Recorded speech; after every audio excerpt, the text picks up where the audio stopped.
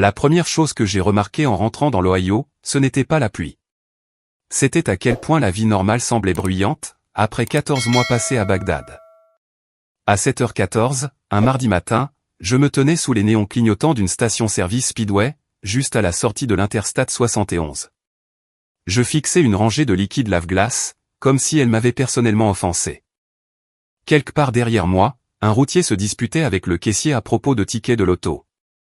L'enfant de quelqu'un pleurait près du distributeur de soda. Une machine à café n'arrêtait pas de biper toutes les 15 secondes, car personne ne voulait la remplir. Des trucs normaux, typiquement américains. Et d'une certaine manière, tout cela me paraissait faux. Je portais toujours mon sweat à capuche bleu marine délavé, celui de l'aéroport. Les manches sentaient légèrement le carburant d'avion et le désinfectant d'hôpital. Mon jean sombre était froissé, après avoir dormi assise pendant le vol reliant Baltimore à Columbus. Quant à mes bottes, elles étaient couvertes de cette couche de poussière sèche, celle qui ne part jamais vraiment après un déploiement. J'avais moins l'air de quelqu'un qui rentre chez soi, que d'une femme essayant d'échapper à un huissier. Honnêtement, je devais probablement en avoir l'odeur, aussi. J'ai pris le café le moins cher qu'ils avaient. Noir, au goût de brûlé. Le caissier m'a à peine regardé. Un adolescent, avec de l'acné rouge, et un badge qui effleurait sa mâchoire. Carte ou espèce, a-t-il demandé. Carte. J'ai glissé ma carte bancaire dans la machine, tout en fixant l'un de ces tristes petits grilles à hot-dog tournants, un appareil qui violait probablement plusieurs lois fédérales. Puis, le terminal a clignoté en rouge. Fond insuffisant. J'ai cligné des yeux une fois, non pas par panique. L'entraînement militaire fait des choses bizarres à votre système nerveux. Vous ne réagissez plus vraiment dans l'immédiat. Votre cerveau commence simplement à vérifier les variables, comme un ordinateur qui essaie de redémarrer. J'ai retiré la carte, puis je l'ai insérée à nouveau. Même message. Bryce m'a lancé le genre de regard que l'on réserve aux ratons laveurs qui fouillent dans les poubelles. Vous avez une autre carte? Non, ai-je répondu calmement. Celle-ci devrait fonctionner. Eh bien, ce n'est pas le cas. Très bien. Je me suis écarté, pour laisser une femme en tenue d'infirmière rose acheter des cigarettes et une boisson énergisante Celsius, à 7h du matin. L'Amérique ne change vraiment jamais. Dehors, la pluie tapait doucement contre le capot de ma berline de location. Des nuages gris pendaient bas au-dessus de l'autoroute. Tout semblait délavé et froid, comme si quelqu'un avait baissé la saturation sur l'état tout entier. Je me suis assise au volant, et j'ai verrouillé les portes. C'est à ce moment-là que j'ai ouvert mon application bancaire militaire. L'application disposait d'une authentification à 2 facteurs, d'une connexion biométrique, d'une vérification cryptée, et d'assez de couches de sécurité pour protéger des codes de lancement nucléaire. Le commandement médical de l'armée ne plaisantait pas, surtout lorsqu'il s'agissait des comptes de primes de combat. J'ai pressé mon pouce contre le scanner. Chargement. Chargement. Puis, le chiffre est apparu. Solde disponible, $3.17. Je l'ai fixé pendant 10 bonnes secondes, avant que mon cerveau ne rattrape la réalité. Pas de sidération, pas de larmes, pas de halètement dramatique, juste des mathématiques. Parce que je savais exactement combien il devait y avoir. 154 217,83 $. Chaque euro était justifié. Prime de risque. Indemnité de logement à l'étranger. Tranche de prime de rengagement. Des mois de garde de 12 heures en traumatologie, passés à recoudre des soldats et des sous-traitants après des attaques au mortier. Des Noëls passés sous des tentes médicales, à manger des œufs caoutchouteux, tout en appelant en FaceTime des membres de ma famille qui oubliaient le décalage horaire chaque année. Ce compte, c'était mon plan de sortie. Pas pour un manoir, ni pour un style de vie factice sur Instagram. Juste pour la liberté. Une petite cabane, quelque part au calme. Un vieux pick-up qui démarre en hiver. Peut-être une école d'infirmière plus tard, si je me lassais de la vie militaire. Quelque chose de simple. Quelque chose que personne ne pourrait m'enlever. Sauf que quelqu'un l'avait déjà fait. J'ai rafraîchi l'application. Puis encore une fois. Ensuite, j'ai ouvert l'historique des transactions. Des virements bancaires. De gros montants. 30 000, 22 000, 18 000 euros. Tout s'est allé sur les 6 dernières semaines, pendant que j'étais à l'étranger pour finaliser les démarches de fin de déploiement. Le sang s'est retiré de mon visage lentement, comme si mon corps ne voulait pas gaspiller d'énergie à être sous le choc. J'ai vérifié la page des autorisations du compte. C'est là que j'ai vu le nom de mon père, Richard Linwood, avec un accès autorisé par procuration. Je me suis adossé au siège, et j'ai ri une fois. Pas parce que c'était drôle. Mais parce que mon père avait dépensé mes primes de combat avec l'assurance d'un homme qui rend une tondeuse à gazon empruntée à un voisin. La pluie glissait sur le pare-brise en ligne tordue, tandis que le trafic sifflait près de la bretelle de sortie de l'autoroute. Quelqu'un a klaxonné. Quelque part au loin, une sirène a hurlé pendant une demi-seconde, avant de disparaître à nouveau. La vie continuait, tout simplement. J'ai d'abord appelé ma mère. Directement sur la messagerie vocale. J'ai ensuite appelé Chloé. Ma jeune sœur a décroché à la 4e sonnerie, l'air à moitié endormi. Maya, salut. Une pause. Oh mon Dieu, tu es déjà rentrée? Apparemment, elle a bâillé. Tu es toujours à l'aéroport? Non. Petite question, par contre. Est-ce que maman ou papa ont acheté une nouvelle voiture récemment? Silence. Pas un silence de surprise. Un silence coupable. Puis, je l'ai entendu baisser la voix. Pourquoi? J'ai fermé les yeux une seconde. Cela me disait tout ce que j'avais besoin de savoir. De quelle couleur est-elle, ai-je demandé. Couleur? Une autre pause. Bleu saphir. Bien sûr que oui. Ma mère n'a jamais rencontré une couleur à l'aspect luxueux qu'elle n'aimait pas. J'ai remercié Chloé, et j'ai raccroché avant qu'elle ne se mette à pleurer. Chloé pleurait dès que les conversations devenaient dérangeantes. C'était comme un réflexe.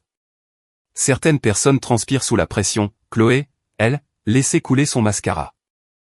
J'ai conduit les 4 derniers kilomètres jusqu'au quartier de mes parents, les 2 mains fermement posées sur le volant. Maplewood Estate était exactement le même qu'à mon départ. Des maisons en briques identiques, de minuscules arbres décoratifs, des boîtes aux lettres astiquées comme si elles se préparaient pour une inspection militaire. Le lotissement tout entier sentait légèrement le paillis frais, et l'endettement. Mes parents vivaient au bout d'une impasse, dans une maison de style colonial à 2 étages, qu'ils n'avaient absolument pas les moyens de se payer il y a 20 ans, et qu'ils ne pouvaient toujours pas se permettre aujourd'hui. Et elle était là, garée en travers de l'allée, comme un trophée. Un tout nouveau SUV Mercedes 2025, bleu saphir, avec les plaques du concessionnaire encore attachées. L'eau de pluie glissait sur le capot impeccable, tandis que les jantes chromées reflétaient le ciel nuageux du matin. L'engin avait l'air si cher qu'il devait être livré avec son propre avocat spécialisé en divorce. J'ai coupé le moteur, mais je suis resté là un instant, à observer par la baie vitrée de la maison. Mon père était assis à l'îlot central de la cuisine, tenant l'un de ces stupides mugs surdimensionnés sur lequel était écrit « À la retraite, mais toujours raison ». Ma mère riait à une de ses blagues, tout en portant un gilet de couleur crème qui coûtait probablement plus cher que mon premier fusil. Ils avaient l'air au chaud, à l'aise, et complètement en paix, comme des gens qui ne s'étaient jamais inquiétés d'une attaque au mortier en mangeant leur dîner dans une barquette en plastique. Et là, à 6 mètres d'eux, se trouvait la forme physique de mon argent disparu. Avez-vous déjà sacrifié des années de votre vie pour des personnes qui n'aimaient que ce que vous pouviez leur offrir? Et si votre propre famille franchissait une ligne que vous ne pourriez jamais pardonner, partiriez-vous discrètement, ou feriez-vous en sorte qu'ils fassent enfin face aux conséquences? Laissez-moi un commentaire. Et si vous pensez que la famille ne devrait jamais signifier l'abandon de sa propre dignité, abonnez-vous à la chaîne. J'ai ouvert la portière, et je suis sorti sous la pluie. L'eau a transpercé les épaules de mon sweat avant même que je n'atteigne l'allée principale. Mes parents ne m'avaient toujours pas remarqué à l'extérieur. Honnêtement, c'était logique. Quand j'avais 17 ans, je me suis fracturé le poignet lors d'un match de softball, et j'ai conduit moi-même jusqu'aux urgences, car ma mère ne voulait pas rater son rendez-vous au spa. Plus tard, mon père a dit à tout le monde que j'étais trop dramatique avec la douleur. Donc non, le fait qu'ils ratent leur fille aînée debout dans l'allée, après 14 mois à l'étranger, n'était pas vraiment choquant. J'ai gravi les marches en béton lentement, mes bottes laissant des traces humides sur le porche. La nouvelle Mercedes m'a frappé comme une insulte physique. Peinture bleu saphir, finition chromée, toit panoramique, jantes AMG. Mon père m'avait un jour traité d'irresponsable pour avoir acheté un sandwich à 12 € dans un aéroport. Apparemment, la fraude fédérale avait assoupli sa philosophie budgétaire. L'autocollant du concessionnaire était toujours sur la vitre arrière côté passager. J'y ai jeté un coup d'œil en passant. Prix de vente conseillé, 94 780 $. Je me suis littéralement arrêté de marcher pendant une seconde. 94 000 € pour une voiture que Chloé utiliserait probablement 2 fois par semaine, pour aller au yoga prénatal et chez Target. J'ai regardé à travers la vitre teintée, et j'ai vu des sièges en cuir beige si propres qu'ils paraissaient médicalement stériles. Un film plastique protecteur recouvrait encore une partie de l'écran tactile. Tout l'intérieur sentait l'adhésif neuf, et les mauvaises décisions. Puis, j'ai remarqué le siège bébé monogrammé, déjà installé à l'arrière. C'est bébé. Chloé Bad Bennett. Bien sûr, ma sœur avait réussi à transformer la reproduction en un événement sponsorisé par des marques de luxe. Je me suis dirigé vers la porte latérale plutôt que vers la porte d'entrée, par habitude. En grandissant, nous utilisions toujours l'entrée latérale, sauf quand il y avait des invités, car ma mère estimait que la porte principale devait rester immaculée pour la galerie. Cette femme traitait sa propre maison comme un showroom de meubles. Personne n'était autorisé à s'asseoir à l'intérieur. La porte latérale était déverrouillée. Encore une chose qui n'avait jamais changé. À l'intérieur, la cuisine sentait le gâteau au café, la cannelle, et la peinture fraîche. Je suis resté là, silencieusement, un instant, pour tout assimiler. De nouveaux plans de travail en marbre, des suspensions lumineuses sur mesure, un parquet en chêne blanc, et une cave à vin encastrée qui coûtait probablement plus cher que ma première prime de déploiement. Ma mère passait son temps à se plaindre d'argent quand j'étais plus jeune. Elle découpait des bons de réduction avec l'intensité d'un trader de Wall Street. Mais aujourd'hui, la cuisine ressemblait au fantasme Pinterest d'un chirurgien de banlieue. C'est fou comme le stress financier disparaît, quand vous volez votre propre enfant. Mon père était assis à l'îlot, faisant défiler l'écran de son iPad, tandis que Fox News passait doucement sur une télévision fixée au mur du salon. Ma mère était adossée au comptoir, tenant l'un de ces immenses mugs en céramique qu'elle collectionnait dans des boutiques hors de prix. « Richard, a-t-elle ri, tu ne peux pas dire à Madame Donnelly que ces hortensias ont l'air malades. »« Ils ont l'air malades, a-t-il répondu. Quelqu'un devait le dire. Puis, ma mère a fini par lever les yeux. Son sourire a instantanément disparu de son visage. Ce n'était pas de la culpabilité, c'était du calcul. C'était toujours sa première émotion. « Maya, a-t-elle dit prudemment. Tu es rentré tôt. » Tôt ? Comme si je revenais de chez Costco. Le vol a atterri en avance, ai-je répondu. Mon père a jeté un regard désinvolte dans ma direction. Salut, ma grande. Ma grande. J'avais 32 ans, et j'avais passé la dernière année à traiter des blessures causées par des explosions dans une zone de combat. Mais pour Richard Linwood, j'avais toujours 12 ans, sauf s'il avait besoin de se vanter de moi auprès de ses partenaires de golf. Personne n'a fait un pas vers moi. Pas un câlin, pas un bienvenue à la maison, pas même une fausse tentative. Ma mère a posé son mug en premier. Tu aurais dû appeler avant de passer. La maison est dans un état lamentable.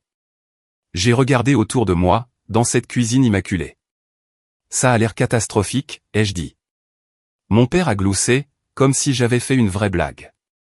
Puis, ses yeux se sont légèrement plissés. Les militaires remarquent les détails. Nous sommes entraînés à repérer les minuscules changements faciaux, les variations de respiration, les mouvements des mains, les changements de ton. Et là, juste devant moi, je l'ai vu. Tous les deux ont réalisé, à la seconde exacte, que j'étais probablement au courant. Ma mère a croisé les bras la première. Posture défensive. Mon père s'est adossé à l'îlot et a expiré lentement par le nez, comme un homme se préparant à un appel agaçant avec le service client. Cela m'en disait encore plus. Les personnes qui se sentent coupables commencent généralement à s'excuser avant même que vous ne posiez de questions. Les personnes qui se sentent légitimes attendent que vous les défiez. J'ai sorti mon téléphone de ma poche, et je l'ai posé sur le plan de travail, entre nous. Mon compte est vide. Silence. Le réfrigérateur bourdonnait doucement derrière nous. Dehors, la pluie tapait contre les fenêtres de la cuisine. C'est mon père qui a parlé en premier. Eh bien, techniquement, pas vide, a-t-il dit. Il reste encore quelques euros. Je l'ai dévisagé. Il a haussé les épaules une fois. C'était son sens de l'humour. Ma mère est intervenue rapidement. Maya, Avant que tu ne réagisses de manière excessive, il se passe des choses que tu ne comprends pas complètement. J'ai failli rire. Rien ne crie autant faites-moi confiance, que de voler un montant à 6 chiffres avant le petit déjeuner. Vous avez pris 154 000 €. Nous les avons empruntés, a-t-elle immédiatement corrigé. Elle était là. La définition du dictionnaire familial. Emprunter signifiait voler. Irrespectueux signifiait ne pas être d'accord avec eux. Amour signifiait obéissance avec le sourire. Mon père a croisé les bras. Tu étais déployé. L'argent dormait là, tout simplement. Ouais, ai-je dit doucement. C'est généralement le principe d'un compte épargne. Sa mâchoire s'est légèrement contractée. Mon père détestait le sarcasme, à moins que ce ne soit lui qui l'utilise. Ma mère s'est rapprochée de l'îlot en marbre, baissant la voix comme si elle expliquait quelque chose à un enfant difficile. Chloé est enceinte, Maya. Elle avait besoin d'un véhicule fiable. 95 000 € de fiabilité. C'est sécurisant. Une onde allait aussi. Ce n'est pas la question. Sans blague. La question, c'était les apparences. C'était toujours les apparences. Ma mère se souciait plus d'avoir l'air riche que d'être réellement stable financièrement.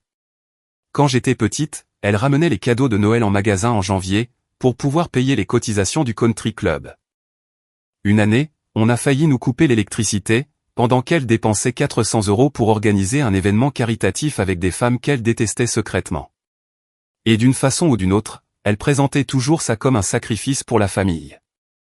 Tout ce qui est toxique semble noble, quand vous l'enrobez de vocabulaire familial. J'ai regardé par la fenêtre vers la Mercedes, qui trônait fièrement dans l'allée. Quand, exactement, comptiez-vous me le dire? Mon père a répondu sans hésitation. Quand tu te serais installé. C'est-à-dire, jamais. Ma mère a soupiré de façon dramatique.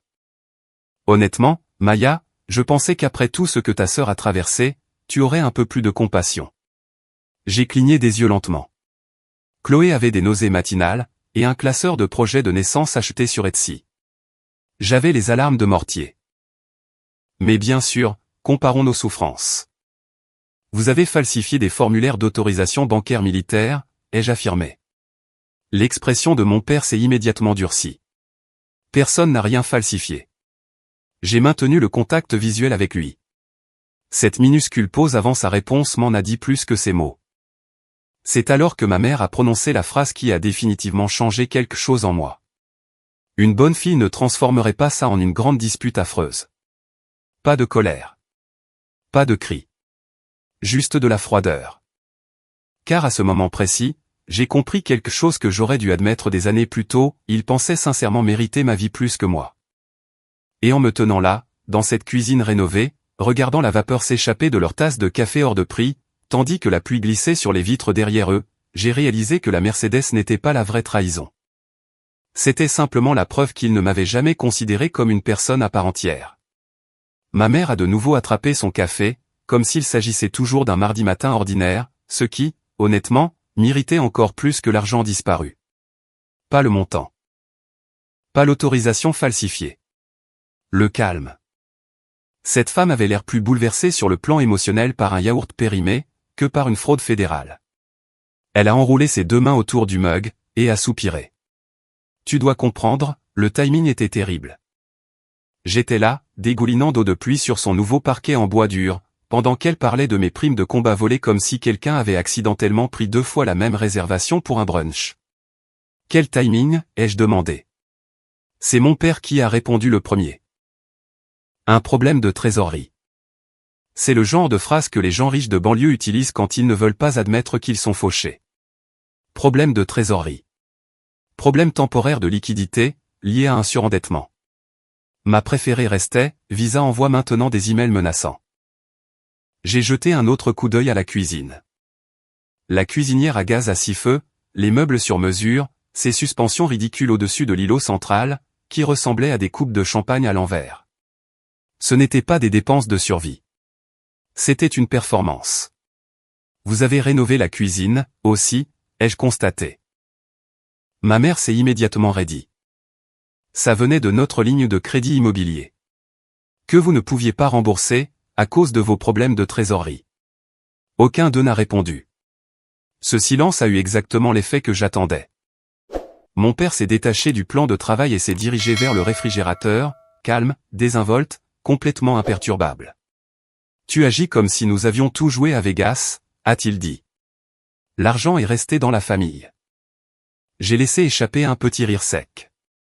Cette phrase, à elle seule, avait gâché la moitié de mon enfance. Dans cette famille, la famille désignait bizarrement tout le monde, sauf moi. Quand Chloé a abandonné l'université d'État de l'Arizona après un semestre, parce que la vie en résidence universitaire était émotionnellement épuisante, mon fonds d'études a disparu pour l'aider à se trouver. Quand l'entreprise de paysagisme de mon père s'est effondrée, après qu'il a ignoré son comptable pendant 2 années consécutives, ma mère a vidé mes bons d'épargne pour maintenir la famille à flot. Personne ne demandait jamais, ils informaient. Ensuite, ils redéfinissaient le vol comme un travail d'équipe. J'ai croisé les bras. Vous avez vidé un compte de rémunération militaire fédérale. Et nous allons le rembourser, a rétorqué ma mère vivement. Avec quoi? Nous y travaillons. Comment? Nouveau silence. Mon père a ouvert le frigo, a attrapé une bouteille d'eau, a changé d'avis, et a pris du jus d'orange à la place. C'est le genre de détail que vous remarquez, après des années de médecine militaire. Les gens révèlent leur stress par de petits schémas bizarres. Il a pris une longue gorgée avant de répondre. Nous avions supposé que tu n'aurais pas besoin de l'argent immédiatement. Je l'ai fixé pendant une seconde. Besoin. Tu étais à l'étranger pendant 14 mois, a-t-il poursuivi. Nourriture couverte, logement couvert, soins de santé couverts. Tu n'as pas de mari, pas d'enfant, pas de prêt immobilier. Et voilà. Ma vie n'avait d'importance que si elle ressemblait à la leur. Le mariage, la banlieue chic, les abonnements au country club, les bébés avec des sacs à langer personnalisés. Tout ce qui sortait de ce cadre devenait un inventaire disponible. Ma mère s'est approchée, et a baissé la voix pour adopter un ton qu'elle pensait probablement maternel. Maya, chérie, ta sœur est sur le point de devenir mère. Elle a 29 ans, pas 15. Ce n'est pas la question. Ça ne l'était jamais. Sa bouche s'est crispée. Mon père détestait la confrontation. Ma mère détestait perdre le contrôle de l'atmosphère émotionnelle. Ensemble, ils fonctionnaient comme un service de ressources humaines pour narcissiques. Ma mère a touché la manche de son gilet, et a soupiré dramatiquement. Tu sais, l'anxiété de Chloé a été terrible pendant sa grossesse. Je l'ai regardée, inexpressive. L'anxiété, n'est-ce pas? Parce qu'apparemment, ma jeune sœur ne pouvait pas élever un enfant en toute sécurité, à moins que le véhicule ne soit équipé de sièges chauffants et d'une technologie de maintien dans la voie. De mon côté, j'avais un jour recousu l'épaule d'un médecin pendant un confinement dû à des tirs de mortier, en utilisant des piles de lampes de poche d'urgence, car le générateur de secours était tombé en panne pendant 11 minutes. Mais bien sûr, parlez-moi encore de vos difficultés. Vous avez commis une fraude, ai-je dit calmement. Mon père a levé les yeux au ciel. Personne n'a commis de fraude. Vous avez falsifié une autorisation. Nous avions l'accès. Vous avez créé cet accès. Nous sommes tes parents. Comme si cela expliquait tout. Dans le monde de Richard Linwood, la paternité fonctionnait comme une immunité diplomatique. Je me suis dirigé vers l'îlot central, et j'ai ramassé une brochure pliée du concessionnaire, posée à côté du sac à main de ma mère. Série Saphir, Pack Performance. La brochure listait des options comme les sièges massants et la suspension adaptative. D'où Jésus. Vous avez acheté le pack luxe, aussi? Ma mère a pris un air offensé, cette fois. La valeur de revente est meilleure. C'est ça qui a failli me briser. Pas émotionnellement, mais spirituellement. Il y a quelque chose de particulièrement épuisant à se disputer avec des gens qui croient sincèrement que leur avidité est une preuve de sagesse pratique. Mon père a pointé la voiture dans l'allée du doigt. Cette voiture protège ton neveu. Je ne sais même pas si c'est un garçon. Peu importe. Il a balayé l'air d'un geste de la main. Puis, il m'a regardé droit dans les yeux, et a prononcé la phrase dont je pense qu'il croyait vraiment qu'elle me calmerait. Tu as toujours été plus coriace que Chloé. Je l'ai simplement dévisagé. C'était leur philosophie tout entière, résumée ici. Parce que je survivais à des choses difficiles, je méritais des choses difficiles. Parce que Chloé pleurait plus facilement, elle méritait d'être protégée. J'avais passé toute ma vie à être puni parce que je fonctionnais bien sous la pression. Ma mère a de nouveau adouci sa voix. Une bonne fille se sacrifie pour sa famille, parfois. Je l'ai observée attentivement. Tu veux dire, en silence. Son expression a changé pendant une demi-seconde. C'était infime, mais réel. Parce qu'elle savait que je comprenais enfin le système. Chaque rôle dans notre famille avait déjà été attribué, des années auparavant. Chloé recevait le réconfort. Mon père recevait l'obéissance. Ma mère recevait l'admiration. Et moi, je recevais les responsabilités. Même enfant, j'étais celle dont on attendait qu'elle comprenne. Quand Chloé a embouti ma voiture à 19 ans, mes parents m'ont dit de ne pas la contrarier, car elle se sentait déjà très mal. Quand mes ordres de déploiement sont tombés, ma mère a pleuré plus fort à l'idée de rater les photos de Thanksgiving, qu'à l'idée que je puisse me faire tuer à l'étranger. Cette prise de conscience aurait dû faire plus mal qu'elle ne l'a fait. Au lieu de cela, je me suis juste senti fatigué. Mon père s'est de nouveau appuyé contre le comptoir en marbre. Écoute, personne ne dit que c'est l'idéal, mais les familles s'entraident. J'ai hoché la tête lentement. Vous savez ce qui est intéressant, ai-je dit. Quoi? Vous n'arrêtez pas d'utiliser le mot entraide. Aucun des deux n'a parlé. L'entraide implique généralement le consentement. La cuisine est redevenue silencieuse. Dehors, la pluie avait commencé à se calmer. L'eau gouttait régulièrement des gouttières, tandis qu'une voisine promenait son Golden Retriever sur le trottoir d'en face.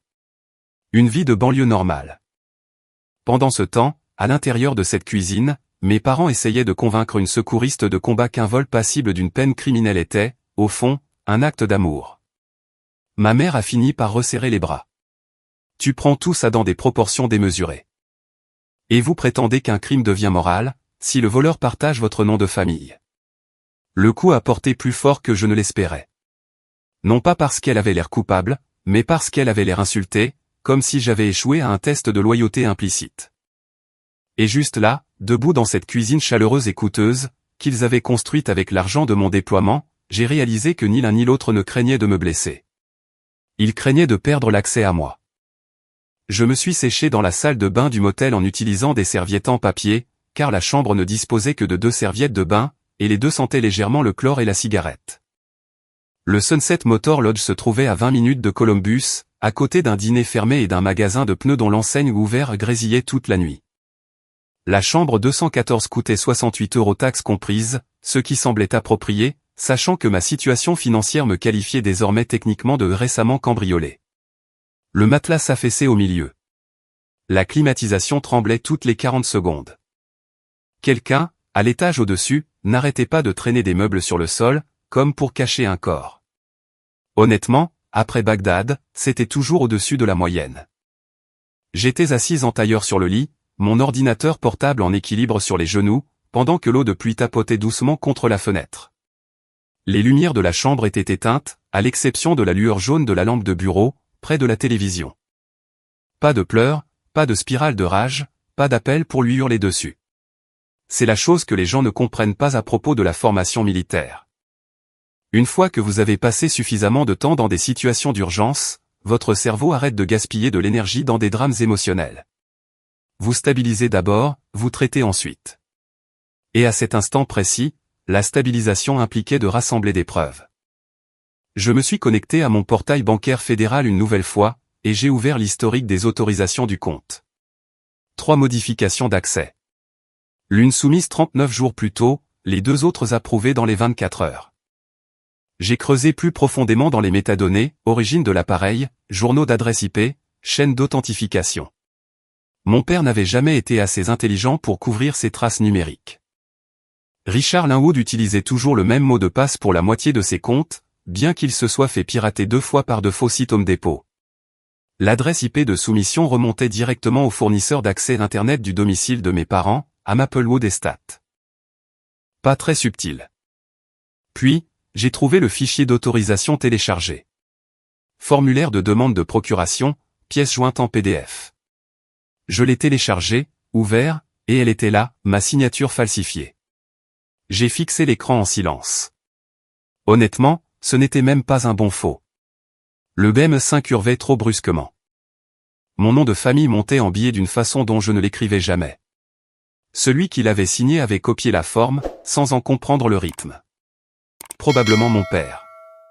Il a toujours mieux simulé l'assurance que l'écriture manuscrite. J'ai zoomé un peu plus. Les métadonnées d'horodatage montraient que le document avait été créé sur un ordinateur de bureau sous Windows 10, enregistré sous le profil utilisateur de Richard Linwood. D'où Jésus. L'homme avait commis une fraude fédérale avec la sophistication d'un escroc sur Facebook. J'ai ouvert un autre dossier, et j'ai commencé à organiser les fichiers. Journaux de transfert, virements, offres, reçus, historique d'accès au compte.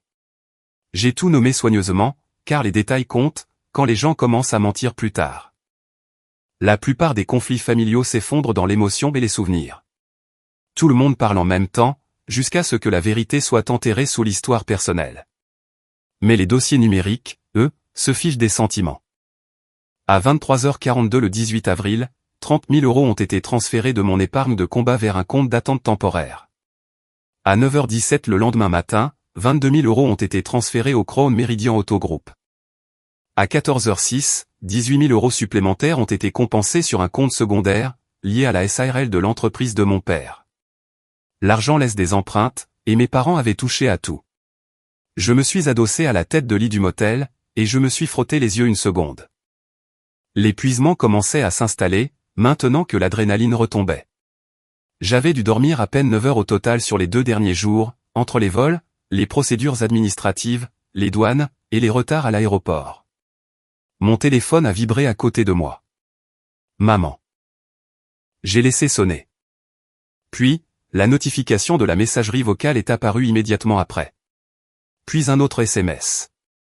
Valérie, s'il te plaît, arrête de réagir de façon excessive et réponds à ton téléphone. 5 minutes plus tard. Valérie, ton père est extrêmement contrarié, en ce moment. Ça m'a presque fait rire. Richard Linwood traitait les émotions comme des services par abonnement. Seules les siennes comptaient, et tout le monde était censé les financer. Un autre message est apparu. Valérie, les familles règlent leurs problèmes en privé. Et voilà. Traduction, ne nous humilie pas publiquement. Pas, nous sommes désolés. Pas, comment pouvons-nous arranger ça? Juste de la gestion de réputation. J'ai jeté le téléphone sur le lit, et j'ai continué à travailler. Les papiers du concessionnaire ont été plus longs à retrouver, mais j'ai fini par dénicher les reçus de confirmation de virement, enfouis dans la chaîne de transfert. Le Crown Meridian Auto Group avait reçu plusieurs paiements fractionnés, au lieu d'un seul transfert complet. Cela m'indiquait quelque chose d'important. Le concessionnaire avait probablement tiqué au début, ce qui signifiait que quelqu'un avait intentionnellement divisé les transferts pour éviter d'attirer l'attention. Cela faisait passer cette affaire du stade de la stupidité, à celui de l'acte criminel délibéré. J'ai téléchargé chaque reçu. L'un d'eux incluait le numéro de série de la Mercedes. Un autre contenait la signature électronique de mon père, autorisant la livraison finale. L'adresse de livraison, la maison de mes parents.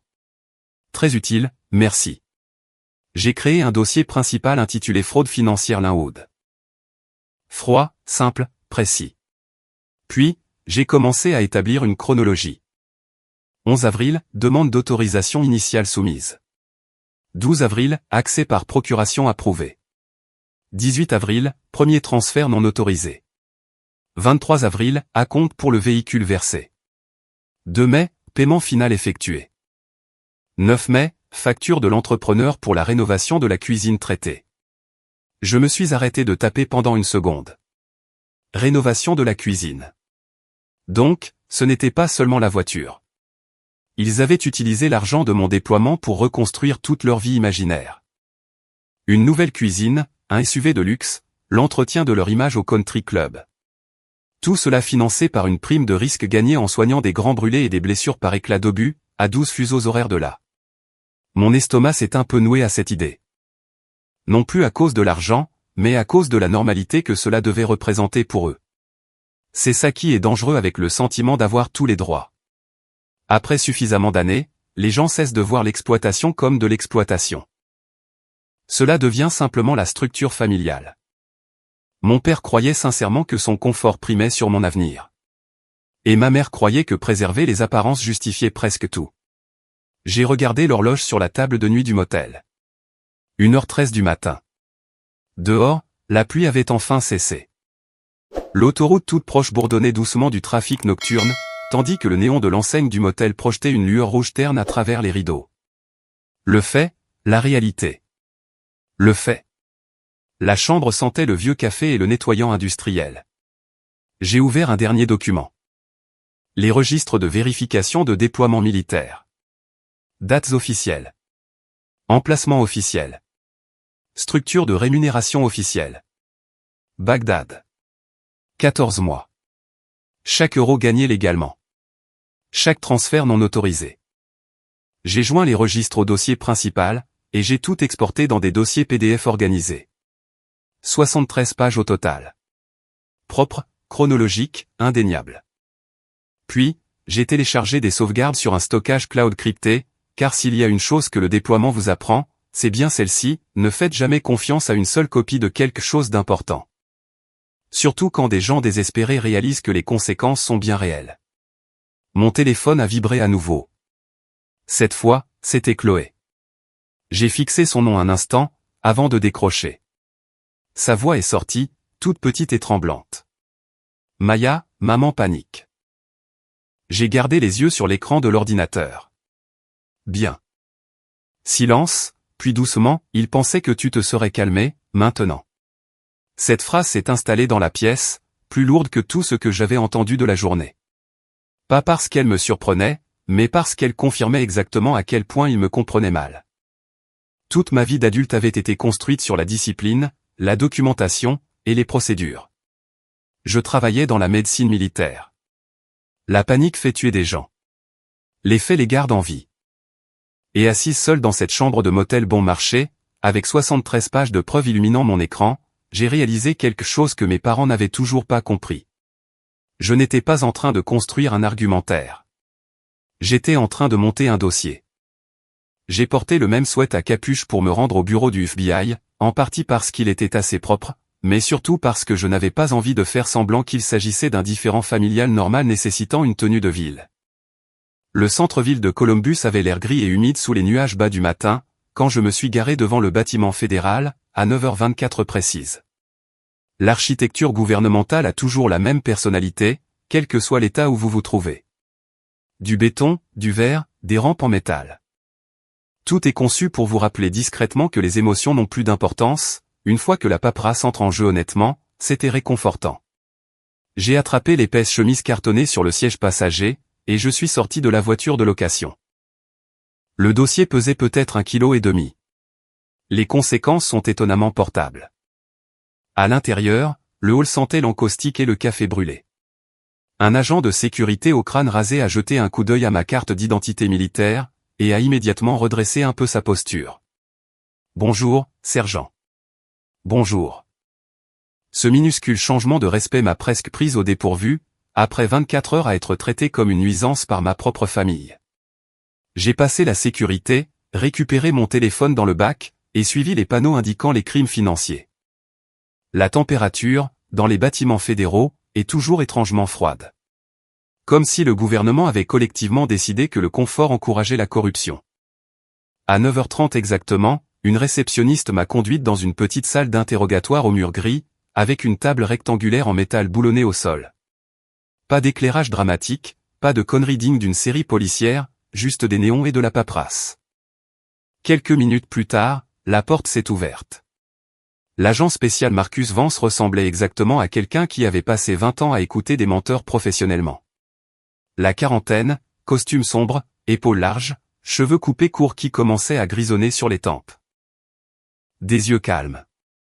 Pas intimidant, juste fatigué à un niveau hautement qualifié. Il s'est assis en face de moi, tenant un bloc-notes juridique. « Vous êtes le sergent de première classe Maya Linwood ? » ?»« Oui, monsieur. »« Vous pouvez m'appeler Marcus. »« Très bien. » Il a jeté un bref coup d'œil aux notes d'admission. « Donc, d'après l'accueil, vous êtes ici concernant un vol financier impliquant des membres de votre famille. Une fraude électronique fédérale, ai-je corrigé calmement. Cela a légèrement attiré son attention, mais pas encore complètement. Il s'est adossé à sa chaise.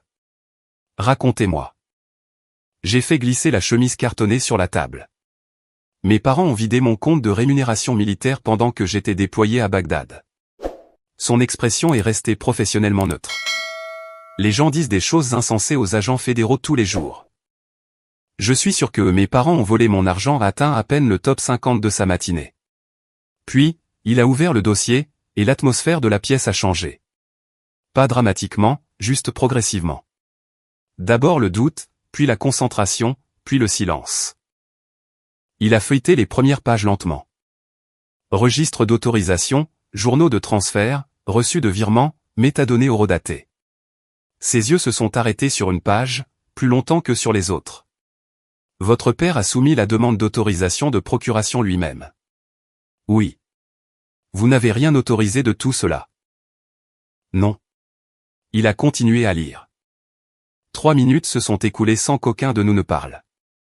J'ai observé sa posture changer peu à peu, à mesure que l'ampleur de l'affaire devenait évidente. Les enquêteurs fédéraux développent des instincts face au schéma récurrent. Et le schéma posé devant lui hurlait littéralement à la fraude organisée par des idiots de banlieue. Marcus a tourné la page jusqu'au document de transfert du concessionnaire. Crown Meridian Auto Group, a-t-il lu doucement. Un concessionnaire de luxe en dehors de Dublin. Il a hoché la tête une fois. Puis, il a atteint une autre page, montrant la répartition des transferts fractionnés. C'est là que toute son attitude s'est aiguisée. Vous avez dit que la police locale n'a pas été contactée. Je suis venu ici en premier. Pourquoi? Parce qu'il ne s'agit pas d'une dispute conjugale. J'ai pointé du doigt les registres de transfert. Ce compte contient des rémunérations militaires protégées par le gouvernement fédéral. Les transferts ont traversé les systèmes bancaires de l'État, et les documents d'autorisation ont été falsifiés numériquement. Il m'a regardé une seconde de plus, puis a finalement hoché la tête. D'accord, a-t-il dit calmement. Oui. Ce seul mot portait plus de poids que tout ce que mes parents avaient dit en 2 jours. Car pour la première fois depuis mon atterrissage dans l'Ohio, quelqu'un d'autre regardait la situation sans distorsion émotionnelle. Pas de politique familiale, pas de manipulation par la culpabilité, juste des faits. Marcus a ouvert une autre section du dossier. Ces journaux IP proviennent de votre adresse personnelle. Oui. Et ce compte de transit LLC appartient à votre père. Oui. Il a expiré lentement par le nez. Vous avez organisé tout ça vous-même. Je travaille dans la logistique et la coordination des traumatismes. Ça explique les intercalaires. J'ai failli sourire. Chaque section avait des étiquettes à code couleur, demande d'accès frauduleuse, chronologie de l'épuisement du compte, documentation d'achat du véhicule. Honnêtement, une partie de moi voulait qu'il apprécie la mise en page. Marcus s'est légèrement adossé à sa chaise. Vous comprenez qu'une fois ce processus lancé, les choses dégénèrent rapidement. Je sais. Pas la moindre hésitation. J'ai réfléchi à ça une seconde. Pas à propos de mes parents, mais à propos de moi-même. Car les gens supposent que la trahison crée une haine immédiate. Parfois, ce n'est pas le cas. Parfois, cela élimine simplement la dernière excuse que vous continuiez à inventer pour quelqu'un. Je leur ai donné l'occasion de s'expliquer, ai-je dit. Ont-ils expliqué? Cela a semblé le toucher. Il a tourné la page jusqu'au registre de déploiement, montrant mes dates d'affectation à Bagdad. 14 mois. Classification de la prime de risque. Soutien aux opérations médicales. Il a étudié les pages en silence avant de demander, ont-ils tenté de rembourser à un moment donné? Non. Vous ont-ils averti avant de prendre les fonds? Non. Ont-ils reconnu avoir utilisé une autorisation falsifiée? Non, ils ont appelé ça un emprunt. Marcus a en fait ri une fois à cette réponse, et pas parce que c'était drôle. Mais parce que les agents fédéraux entendent probablement des criminels résumer accidentellement leur propre chef d'accusation à longueur de journée. Il a refermé le dossier avec soin. Puis, il a posé la question qui comptait le plus. Pensez-vous que cet argent existe encore sous forme de biens récupérables? Oui. Comment? J'ai fait glisser une feuille séparée vers lui. Numéro de série du véhicule, facture du concessionnaire, paiement à l'entrepreneur pour la rénovation de la cuisine, compte lié restant. Ils ont dépensé de manière visible, ai-je dit. Cela lui a arraché un autre petit hochement de tête. Les amateurs dépensent toujours de manière visible. C'est pour ça que les gagnants du loto finissent dans des documentaires. Marcus s'est levé, et s'est dirigé vers l'étroite fenêtre intérieure de la pièce pendant une seconde, réfléchissant en silence, tandis que le trafic se déplaçait à l'extérieur, en contrebas du bâtiment fédéral. Quand il s'est retourné, le doute avait complètement disparu. Maintenant, il avait juste l'air agacé. Pas contre moi, mais contre eux. Votre père est un idiot, a-t-il dit avec pragmatisme. J'ai cligné des yeux une fois. C'est l'évaluation officielle du FBI? C'est la version non officielle. Honnêtement, après les dernières 48 heures, c'était incroyable d'entendre un agent fédéral confirmer verbalement ce que je savais depuis le collège. Marcus a repris le dossier. Vous avez bien fait de venir ici en premier. La police locale aurait enterré ça sous le coup d'une médiation pour litige familial, jusqu'à ce que les preuves disparaissent. Je m'en doutais. Ouais. Il a tapoté légèrement les documents. C'est déjà bien au-delà de ce stade. La pièce est redevenue silencieuse un instant. Dehors, la pluie rayait les vitres, tandis que quelque part dans le couloir, une photocopieuse bourdonnait sans arrêt, comme si elle était punie. Marcus s'est finalement rassis. Très bien, a-t-il dit calmement. Voici ce qui va se passer maintenant. Et pour la première fois depuis que j'avais vu ce message rouge de fond insuffisant à la station-service, j'ai senti quelque chose s'apaiser en moi. Pas un désir de vengeance, pas de la satisfaction. De l'autorité. Parce que mes parents ont passé toute ma vie à agir comme s'ils contrôlaient la réalité elle-même. Mais assise en face d'un agent fédéral, avec 73 pages de preuves entre nous, j'ai réalisé quelque chose de magnifique. La vérité se fiche de savoir qui vous a élevé. J'ai arrêté de regarder mon téléphone après le 4e message vocal de ma mère. Non pas parce que les messages me bouleversaient, mais parce qu'ils devenaient répétitifs. D'abord il y a eu la culpabilité, puis l'indignation, puis la fausse inquiétude. Ensuite, le jargon juridique a commencé à s'immiscer, lorsqu'ils ont réalisé que le silence ne fonctionnait plus. Tu comprends mal la situation.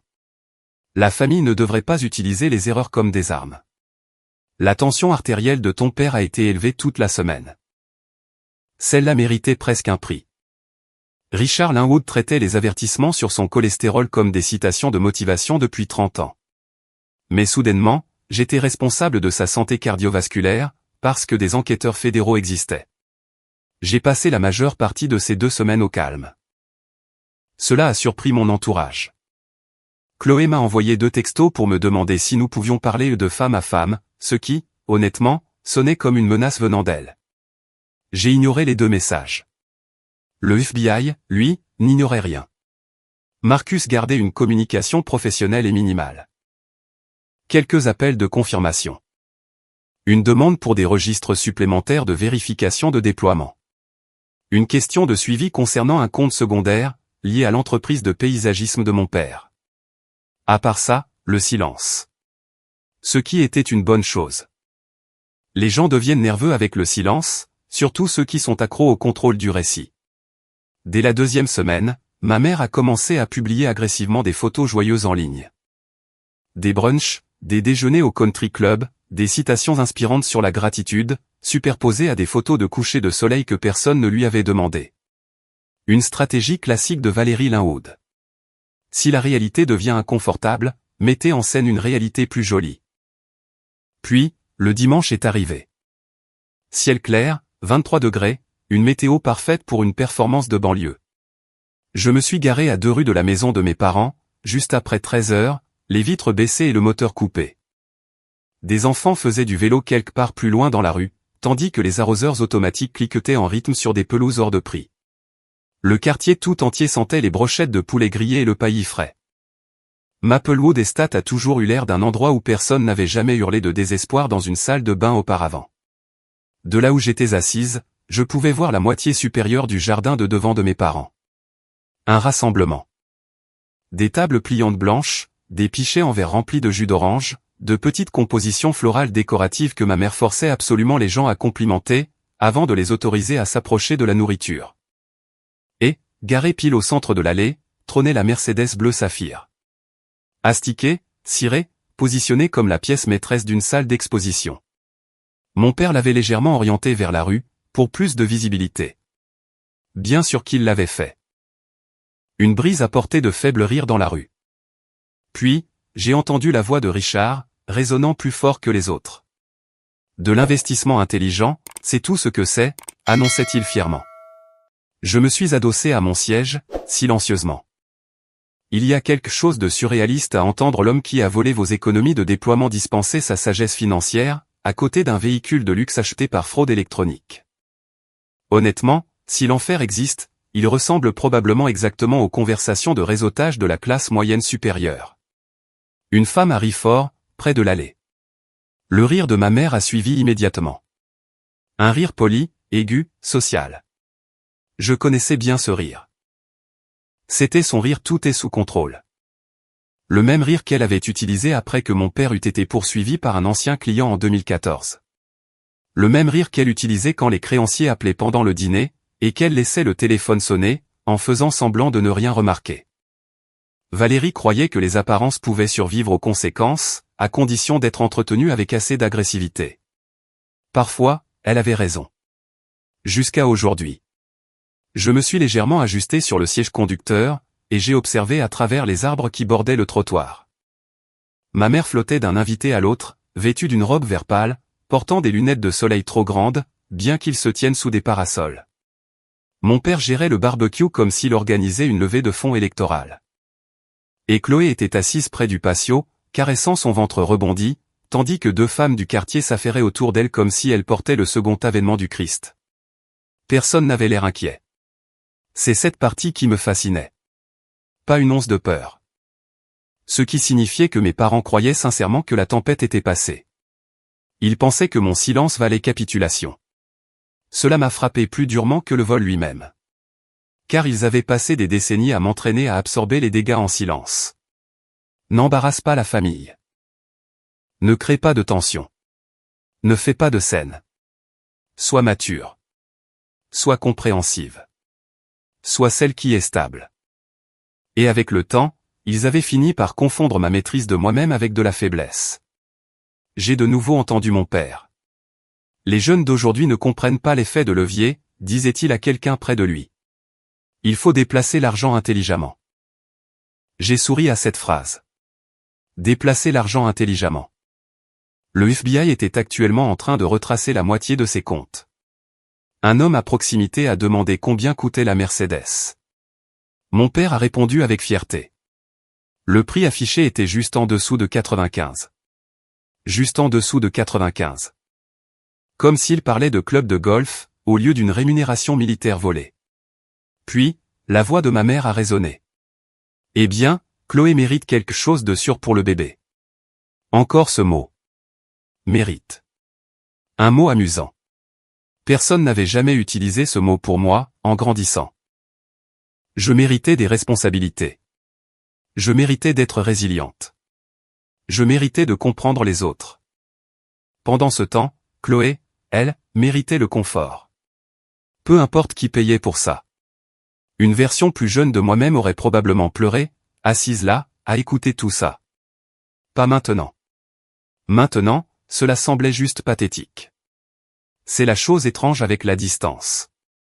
Une fois que vous arrêtez de chercher émotionnellement l'approbation de personnes toxiques, leur comportement devient d'une évidence embarrassante. C'est comme regarder des adultes se battre pour des places attribuées au restaurant Olive Garden. Mon téléphone a vibré doucement dans le porte-gobelet. Marcus. J'ai décroché immédiatement. Vous êtes dans le coin, a-t-il demandé. Oui. Bien. Sa voix est restée calme et mesurée, comme toujours. Nous sommes à environ 15 minutes.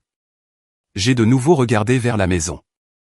Mon père avait maintenant rassemblé 3 hommes près de la Mercedes, leur détaillant des options qu'ils ne comprenaient absolument pas.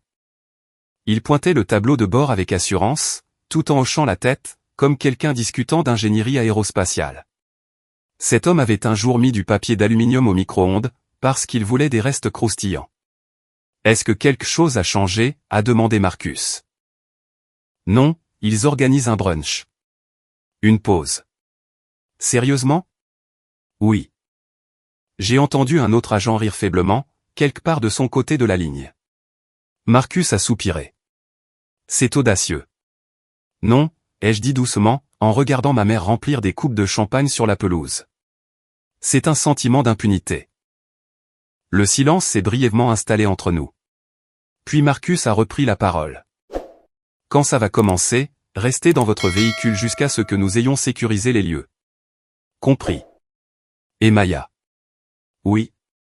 Vous avez tout fait correctement. Cela n'aurait pas dû avoir autant d'importance. Mais après avoir passé toute votre vie au sein d'une famille où la vérité est transformée en déloyauté, entendre quelqu'un vous dire que vous avez géré les choses correctement est presque désorientant. Je l'ai remercié doucement, et j'ai mis fin à l'appel.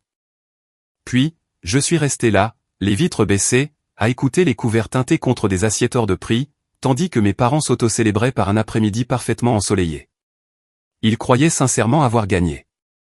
Non pas parce qu'ils étaient plus intelligents, mais parce que pendant 32 ans, personne ne les avait jamais forcés à assumer les conséquences de leurs actes. Et en les regardant rire à côté de cette Mercedes volée, j'ai réalisé quelque chose de presque triste. Ils pensaient encore que cette histoire leur appartenait. Le premier SUV a tourné dans la rue, exactement 12 minutes plus tard. Noir mat, sans aucun marquage, roulant assez lentement pour que cela paraisse intentionnel. Le deuxième a suivi immédiatement derrière. Puis le troisième. Même à 2 rues de là, l'énergie a changé instantanément. Les quartiers résidentiels fonctionnent sur la reconnaissance des habitudes. Camions de livraison, promeneurs de chiens, camionnettes Amazon, jardiniers. Tout le monde remarque quand quelque chose d'inhabituel pénètre dans l'écosystème, surtout 3 SUV fédéraux identiques, se déplaçant en formation, comme s'ils savaient déjà où ils allaient. La conversation sur la pelouse de mes parents a commencé à s'éteindre, avant même que les véhicules n'atteignent l'allée. J'ai vu les têtes se tourner, une à une.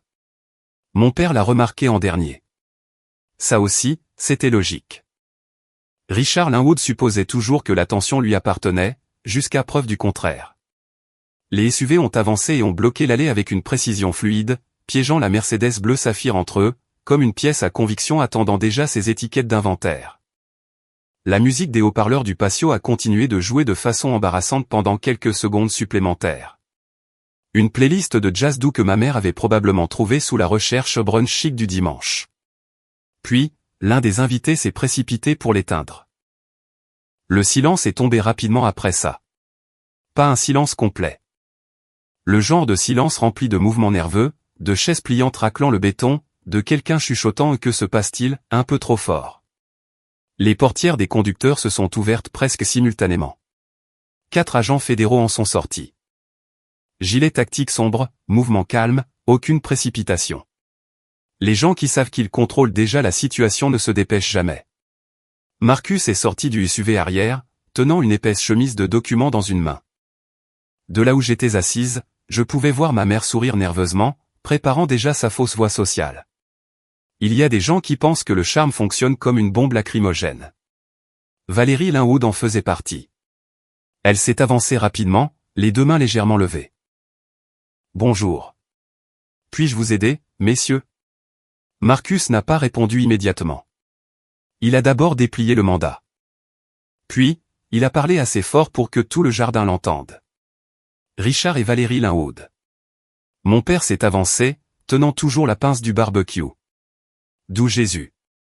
Même une enquête fédérale ne pouvait pas empêcher cet homme de parader avec des accessoires. C'est nous, a-t-il dit avec prudence. Marcus a jeté un dernier coup d'œil au mandat. Bureau fédéral d'investigation. Vous êtes tous les 2 placés en détention dans l'attente de chefs d'accusation liés à la fraude électronique, à la conspiration, à la falsification d'identité, et au transfert illégal de fonds de rémunération militaire protégés par le gouvernement fédéral. Le quartier tout entier s'est figé. Une femme près de la table des mimosas a littéralement halté à voix haute. Mon père a cligné des yeux, lourdement. Pardon ? Marcus est resté parfaitement calme. On vous ordonne de garder les mains bien en vue. Puis ma mère a ri. Pas un rire normal. Aigu, saccadé, rapide. Oh mon Dieu, a-t-elle dit en balayant l'air de la main. C'est une sorte de malentendu. Marcus n'a pas bougé. Non, madame, ça n'en est pas un. C'est là que mon père a fini par avoir l'air en colère, plutôt que confus. C'est ridicule, a-t-il craché. Nous n'avons rien fait d'illégal. L'un des agents s'est immédiatement dirigé vers la Mercedes, tandis qu'un autre s'approchait de la maison. Professionnel, efficace, complètement indifférent au drame émotionnel de la banlieue. Les invités ont commencé à reculer loin de l'allée, comme si la proximité elle-même pouvait devenir contagieuse. Plus personne ne touchait à la nourriture. Rien ne coupe autant l'appétit lors d'un brunch que des accusations fédérales. La voix de ma mère a grimpé d'une octave supplémentaire. Vous ne pouvez pas faire ça devant les gens. Marcus l'a regardé calmement. Vous auriez dû y penser avant de commettre une infraction devant des institutions bancaires. Honnêtement, j'ai presque admiré cette réplique. Mon père a pointé un doigt agressif vers les agents qui entouraient la Mercedes. Ce véhicule appartient à ma fille. Selon les registres financiers, a répondu Marcus calmement, ce véhicule a été acheté en utilisant des fonds de rémunération militaire volés, transférés par des canaux d'autorisation frauduleux. Richard a ouvert la bouche, l'a refermée, puis a tenté une autre stratégie. Du Richard classique. Écoutez, ma fille est bouleversée émotionnellement en ce moment. Marcus l'a interrompu immédiatement. Votre fille a fourni 73 pages de preuves. Cela a atterri comme un coup de feu. Ma mère a physiquement pâli, car pour la première fois, cela cessait d'être une dispute familiale qu'il pouvait manipuler émotionnellement. Les preuves changent tout. Les faits ne se laissent pas intimider par ceux qui crient le plus fort. Un des agents a parlé doucement dans sa radio près de l'allée, tandis qu'un autre photographiait la Mercedes sous plusieurs angles. Les voisins regardaient tout ça, à chaque seconde. Maplewood Estate fonctionnait entièrement sur les apparences. C'était, en gros, une exécution publique, avec des hortensias en toile de fond. Puis, ma mère a complètement perdu le contrôle. C'est du harcèlement, a-t-elle crié. Je veux parler à quelqu'un de responsable. Marcus a regardé autour de lui une fois, de manière théâtrale. Je suis quelqu'un de responsable. Ça m'a presque achevé sur place. Pas parce que c'était drôle, mais parce que je savais que ma mère détestait ne pas pouvoir faire d'escalade sociale. Toute sa vision du monde reposait sur le fait de trouver des directeurs, des comités, ou des amis d'église capables de restaurer son autorité. Or, les agents fédéraux se fichent de la culture des avis Yelp. Pendant ce temps, mon père était entré dans la phase de négociation. Écoutez, a-t-il dit doucement en se rapprochant de Marcus. Nous pouvons régler ça en privé. Tous les agents à proximité se sont immédiatement raidis. Marcus n'a même pas scié. Monsieur, a-t-il dit d'un ton égal. Reculez. Je dis juste qu'il n'y a aucune raison d'en faire un spectacle. C'est vous qui avez fait un spectacle, quand vous avez dépensé des fonds de déploiement volés pour un SUV de luxe.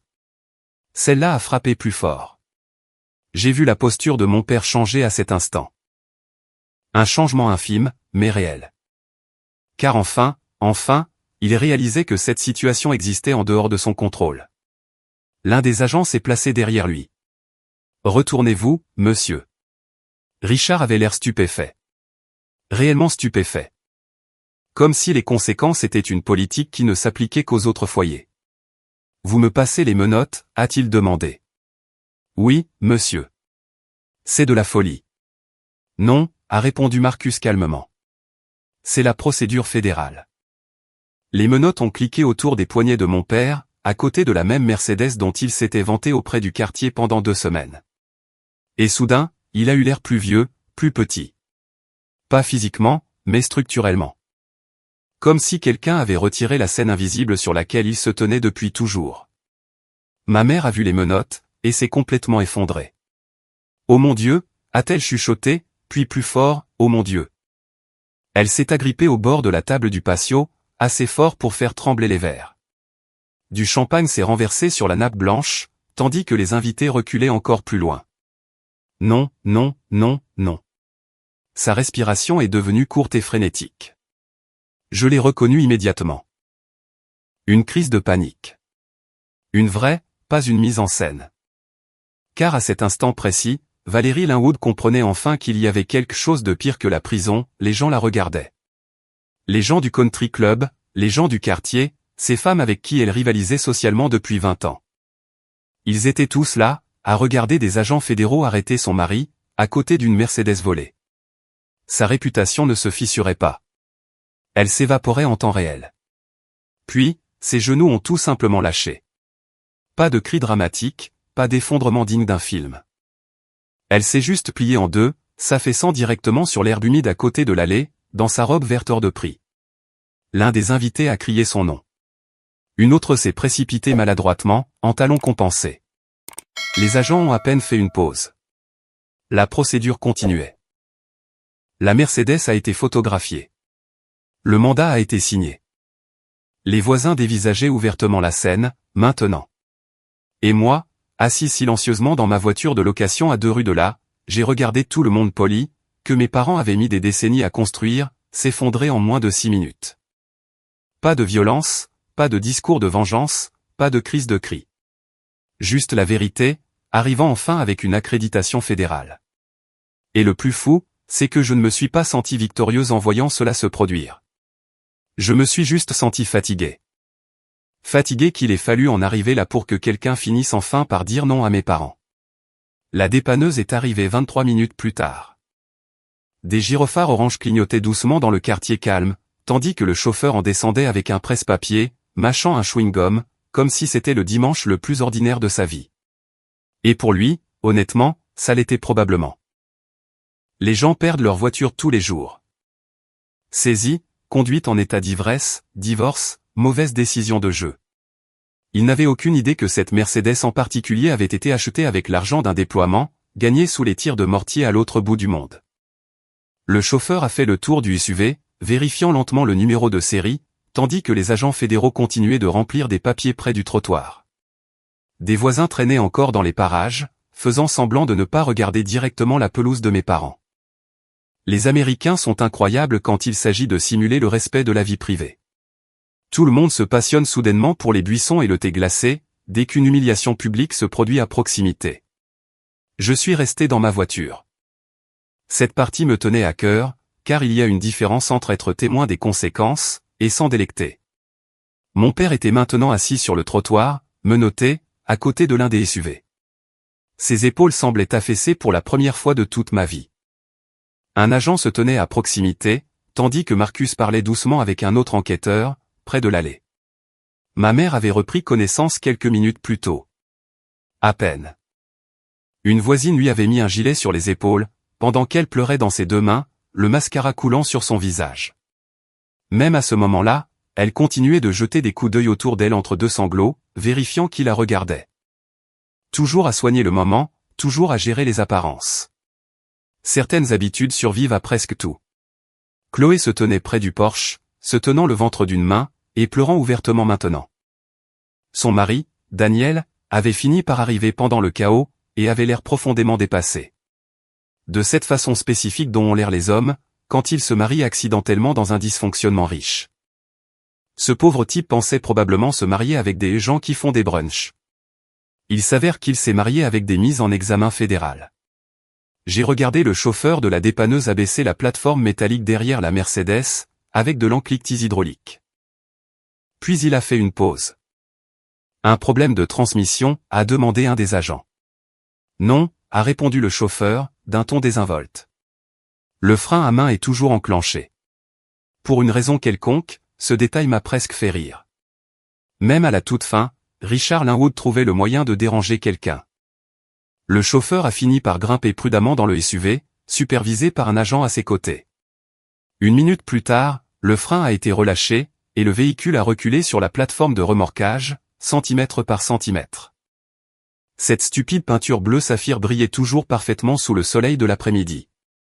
Une belle voiture. Une mauvaise vie.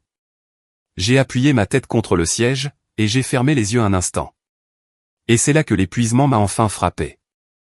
Pas un épuisement dramatique, ni un effondrement émotionnel. Juste cette profonde lourdeur physique qui survient après avoir porté de la tension pendant trop longtemps. J'avais passé des années à être celle qui était stable, celle qui était raisonnable. La fille qui absorbait la pression en silence, parce que tous les autres membres de la famille traitaient la responsabilité émotionnelle comme une maladie contagieuse. Même mon engagement dans l'armée découlait en partie de cet instinct. La structure avait du sens pour moi, parce que ma famille n'en a jamais eu. En médecine militaire, les procédures comptaient plus que les personnalités. Le grade comptait plus que la manipulation.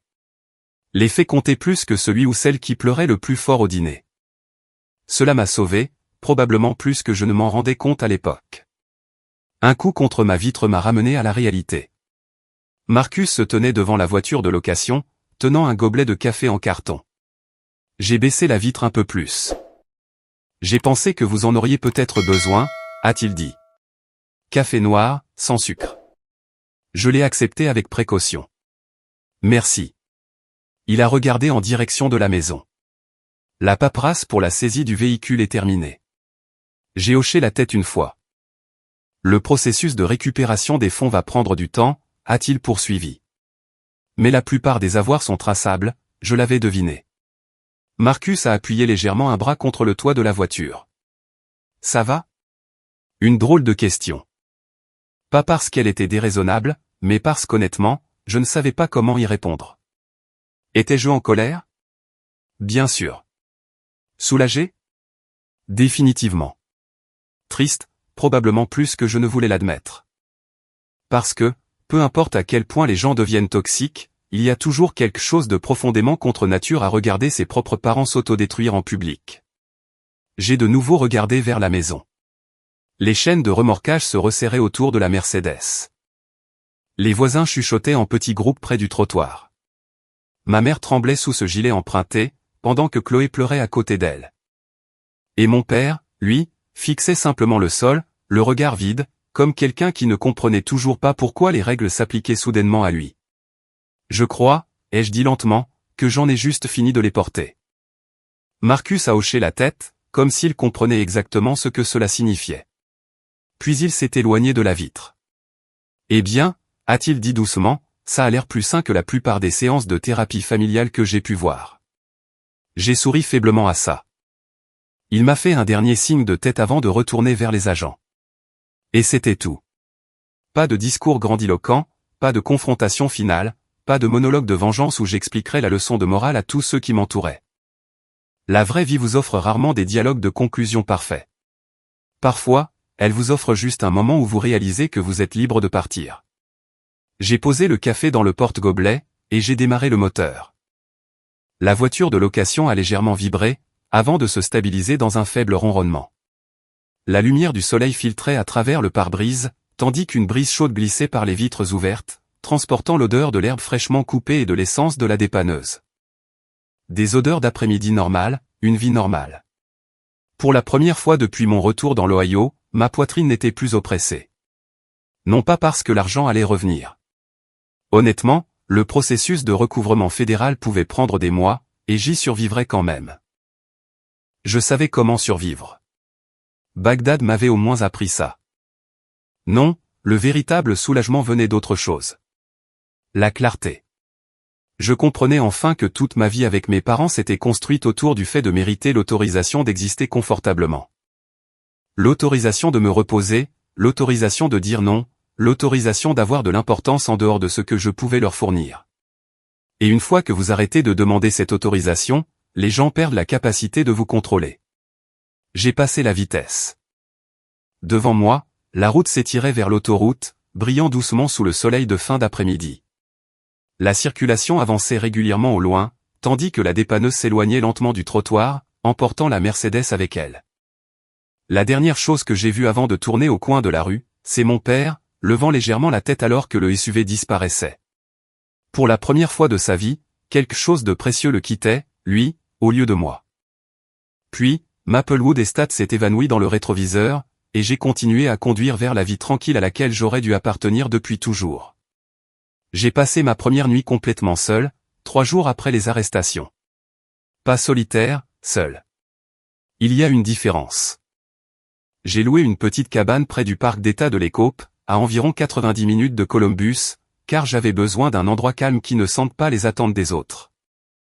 L'endroit avait un porche en bois grinçant, une vieille cafetière qui faisait le bruit d'un engin de chantier, et exactement une seule chaise face au lac. Parfait. Ce premier matin, je me suis réveillé à 5h42 par pure habitude, et je me suis simplement assise dehors avec mon café noir, à regarder le brouillard rouler sur l'eau. Pas d'appel téléphonique, pas de chantages affectifs, pas besoin de faire semblant que tout allait bien pour que d'autres personnes restent à l'aise. Juste le silence. Et honnêtement, Le silence peut sembler terrifiant quand toute votre vie a été construite autour de la gestion des émotions des autres. Pendant des années, je pensais qu'être une bonne fille signifiait absorber les dégâts en silence. Je pensais que la maturité consistait à comprendre le comportement de tout le monde, alors que personne ne prenait la peine de comprendre le mien. C'est d'ailleurs comme ça que beaucoup de familles toxiques survivent. Elles attribuent des rôles émotionnels très tôt. Un enfant devient le fragile, un autre devient celui qui réussit, un autre le raté, et un dernier devient la personne censée porter tout le monde sans se plaindre. Devinez quel rôle est généralement le moins récompensé. Je pensais que mes parents me faisaient davantage confiance parce que j'étais la forte. Maintenant, je réalise quelque chose de plus laid. Ils m'utilisaient davantage, parce que je tolérais davantage. Il y a une citation qui circule en ligne, et qui dit « Les gens vous traitent de la manière dont vous leur permettez de vous traiter ». Je ne suis pas entièrement d'accord avec ça, car la manipulation commence généralement bien avant que vous ne la reconnaissiez pour ce qu'elle est. Surtout dans les familles. Les enfants ne grandissent pas en se disant « Waouh, on est en train de me conditionner émotionnellement au sacrifice de soi ». Non, vous grandissez en entendant des choses comme « Sois plus indulgente ». Ne contrarie pas ta mère. Tu sais comment est ton père. Ta sœur est sensible. Tu es plus forte que ça. Et après suffisamment d'années, vous ne remarquez même plus que toutes ces phrases pointent dans une seule direction, vers vous. J'ai réalisé autre chose en étant assise près de ce lac. Si je continuais à donner à mes parents accès à ma vie, ce n'était pas par loyauté. C'était par espoir. L'espoir qu'ils deviennent un jour la version de la famille que j'essayais sans cesse de mériter. C'est le piège dans lequel beaucoup d'adultes restent coincés. Ils ne sont pas attachés à ce que leur famille est réellement. Ils sont attachés à ce qu'ils espèrent toujours qu'elle deviendra un jour. Cette prise de conscience a fait plus mal que l'argent, car l'argent peut revenir. Le temps, non. Pas plus que l'énergie émotionnelle gaspillée à essayer de convaincre les gens de se soucier de vous correctement. Vers midi, ce même jour, j'ai conduit jusqu'en ville pour faire des courses, et je suis passé devant un petit dîner au bord de la route, rempli de retraités de l'église qui mangeaient de la tarte à 11 heures du matin. Une femme à l'intérieur m'a rappelé ma mère. Des cheveux parfaits, de grandes lunettes de soleil, un rire faux et bruyant. Et pour la première fois de ma vie, je ne me suis pas senti en colère en pensant à Valérie Linhaude. J'ai juste ressenti de la gêne pour elle. Imaginez passer toute votre existence à jouer la richesse et le statut avec une telle agressivité, que vous finissez par voler votre propre enfant pour maintenir l'illusion. Ce n'est pas de la réussite. C'est une addiction, avec des coussins décoratifs. Je sais que certaines personnes qui écoutent cette histoire pensent probablement, eh bien, ce sont quand même tes parents. Oui. Mais le fait d'être biologiquement lié à quelqu'un ne lui donne pas un accès illimité à vos finances, à votre paix intérieure, ou à votre identité. L'un des mensonges les plus dangereux que les gens répètent, c'est que la famille, c'est la famille. Non, une famille saine est une famille saine. Il y a une différence. Une relation toxique ne devient pas magiquement noble, simplement parce que vous partagez le même ADN. Au contraire, la trahison familiale blesse plus profondément, précisément parce que la confiance était censée y exister d'emblée. Et avant que quelqu'un ne commente que j'aurais dû simplement leur pardonner en privé, laissez-moi clarifier ceci, le pardon et l'accès ne sont pas la même chose. Vous pouvez pardonner à quelqu'un un jour, et ne plus jamais lui confier vos coordonnées bancaires. Vous pouvez souhaiter la guérison à quelqu'un, tout en refusant de le laisser continuer à vous blesser. C'est ce qu'on appelle fixer des limites. Et si vous avez grandi dans un système familial manipulateur, fixer des limites vous semblera cruel au début, parce que des personnes malsaines vous ont entraîné à associer l'autoprotection à l'égoïsme. Ce conditionnement est profond. Même après le début de l'enquête du FBI, une partie de moi se sentait encore coupable, à des moments aléatoires de la journée. Je me surprenais à penser, peut-être que j'ai réagi de façon excessive. Puis, je me rappelais que mon père avait falsifié des documents fédéraux pour acheter un SUV de luxe. Ça clarifiait généralement les choses assez vite. Une chose que je veux vraiment que les spectateurs comprennent, c'est ceci, la manipulation émotionnelle se cache presque toujours derrière un vocabulaire noble. La famille passe en premier. Les vraies filles se sacrifient. Nous nous entraidons tous. Cela semble magnifique. Jusqu'à ce que vous remarquiez que le sacrifice ne va que dans un seul sens. Si quelqu'un utilise constamment l'amour pour vous faire subir des risques financiers, un épuisement émotionnel, ou des obligations permanentes, ce n'est pas de la proximité. C'est de la dépendance, déguisée en moralité. Et s'il vous plaît, pour l'amour de Dieu, protégez vos finances. Je le pense vraiment. Compte séparé. Surveillez votre code de crédit. Verrouillez les documents importants. Ne donnez pas à vos proches un accès illimité juste parce que Thanksgiving existe. Les fraudes au sein des familles arrivent constamment, car les gens confondent confiance et immunité. Mes parents n'ont pas volé mes économies parce qu'ils étaient désespérés. Ils les ont volées parce qu'ils pensaient les mériter plus que moi. C'est une distinction importante. Alors que le soleil commençait à se coucher sur le lac ce soir-là, je me souviens m'être assise sur le porche, en réalisant quelque chose d'étrange. Pour la première fois depuis des années, je n'essayais de gérer personne émotionnellement. Pas ma mère, pas Chloé, pas l'ego de mon père. Juste moi-même. Et je pense que c'est là que la véritable guérison a commencé. Pas quand le FBI a débarqué. Pas quand l'argent a été retracé. Pas quand la Mercedes a disparu. Ça a commencé à l'instant où j'ai cessé de me porter volontaire pour porter des gens, qui étaient parfaitement à l'aise de se tenir sur mon dos. Je pensais que se faire qualifier de forte était un compliment. Maintenant, je pense que beaucoup de gens utilisent ce mot quand ils ont décidé que vous n'aviez plus besoin d'attention. Il y a une forme d'épuisement particulier, qui survient lorsque l'on devient l'amortisseur émotionnel de tout le monde. Et si vous êtes doué pour fonctionner sous pression, les gens commencent à traiter votre résilience comme un service public. Cette réalisation m'a frappé quelques semaines après les événements. J'étais de retour à la base, en train de gérer de la paperasse et des réunions de transition, quand une autre infirmière que je connaissais m'a demandé comment j'allais. J'ai donné la réponse automatique, bien. Elle m'a regardé un instant, avant de dire, tu n'es pas obligé de toujours l'être. Cette phrase m'a poursuivi pendant des jours. Car, honnêtement, je ne savais plus comment exister en dehors du mode survie. Beaucoup de personnes qui écoutent ceci comprennent probablement exactement ce que je veux dire. Les filles aînées, les familles de militaires, les infirmières, les enseignants, les premiers intervenants. Des gens dont tout le monde dépend, mais dont personne ne prend vraiment de nouvelles, car vous êtes la personne capable. La capacité devient un piège, si on n'y prend pas garde. Toute mon enfance m'y avait préparé. Si Chloé était submergée, le dîner de famille s'arrêtait.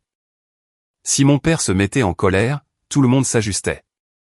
Si ma mère était embarrassée, la maison entière entrait en mode gestion de crise. Par contre, si moi je luttais, on me félicitait de gérer la situation en silence. Ce n'est pas de la santé émotionnelle. C'est de la sous-traitance émotionnelle.